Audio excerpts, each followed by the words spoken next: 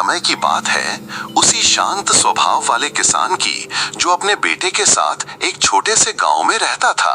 वो जीवन के हर उतार चढ़ाव में भी कभी नहीं घबराता, हमेशा मुस्कुराता और कहता, जो होता है अच्छे के लिए होता है, बस ईश्वर पर विश्वास रखो। गांव में सभी लोग उससे बहुत प्रभावित थे, मगर कभी कभी उसकी बात उन्हें समझ नहीं आती। एक दिन गांव में तेज बारिश शुरू हो गई। इतनी मूसलधार बारिश हुई कि पास की नदी उफान पर आ गई। गांव में बाढ़ आ गई। किसान की फसल पूरी तरह बर्बाद हो गई। घर का एक हिस्सा बह गया और मवेशी भी कुछ खो गए। गांव वाले फिर इकट्ठा हुए और बोले, तुम्हारी सारी मेहनत बर्बाद हो गई। ये कितना बुरा हुआ। तुम तो सबसे ज्यादा बदकिस्मत हो। किसान ने शांत भाव से कहा, भले ही मेरी फसल और मवेशी चले गए, पर जो होता है अच्छे के लिए होता है। मुझे ईश्वर पर विश्वास है। गांव वाले फिर सिर हिलाते हुए चले गए। कुछ हफ्तों बाद राज्य सरकार की ओर से बाढ़ पीड़ितों के लिए मुआवजा योजना आई। गांव में सिर्फ उसी किसान ने जमीन और घर का रजिस्ट्रेशन कराया हुआ था। बाकी लोग पुराने दस्तावेजों के बिना रह गए। सरकार ने किसान को नई जमीन, पैसा और अनाज दिया। उसके जीवन में एक नई शुरुआत हो गई।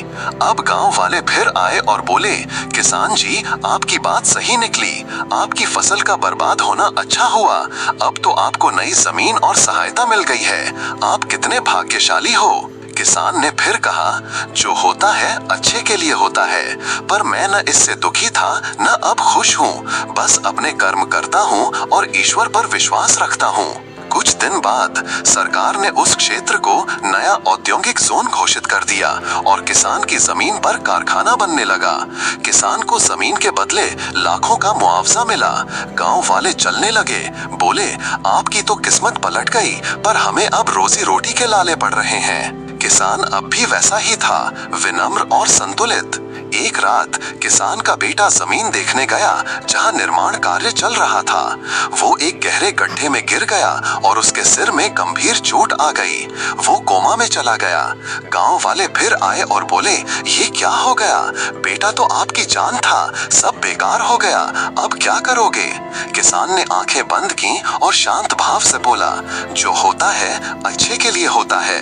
मुझे ईश्वर पर विश्वास है। कुछ महीने बीते।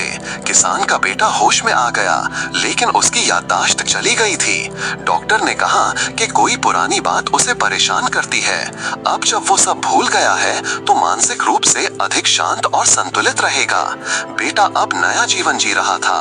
वो हर दिन को नए उत्साह से देखता, छोटी चीजों में खुश होता और अपने पिता के साथ खेतों में बैठकर घंटों प्रकृति को निहारता। गांव वाले फिर आए, किसान जी, अब हमें समझ आया कि आप सही थे। हमने एक बेटे को खोया, आपने एक बेटा पाया। एक ऐसा बेटा जो अब जीवन की असली खुशी समझता है। किसान मुस्कुराया और बोला, हमारी सोच बहुत सीमित है। हम घटनाओं को अच्छा बुरा कहकर उनकी शक्ति को जज करते हैं, लेकिन कोई भी घटना अंतिम सत्य नहीं होती। किसी किताब का एक पन्ना पढ़कर आप उसकी पूरी कहानी नहीं समझ सकते। इसलिए घटनाओं को नहीं, अपने कर्म और विचारों को बदलो। बाद में किसान ने फिर कहा, खुश, शांत और सकारात्मक बने रहने के लिए दो चीजें बहुत जरूरी हैं। एक, लोगों की बातों को ज्यादा महत्व मत दो। दो, किसी भी घटना को अच्छा या बुरा कहने से पहले समय को काम करने दो, क्योंकि जो होता है अच्छे के लिए होता है। बस ईश्वर पर विश्वास रखो। अगर ये कहानी आपके मन को छू गई हो तो इसे जरूर शेयर करें। हो सकता है आपके एक शेयर से किसी का जीवन बदल जाए, किसी को उम्मीद मिल जाए। ये था जीवन ज्ञान मोटिवेशन, कहानियां जो मायने रखती हैं। धन्यवाद।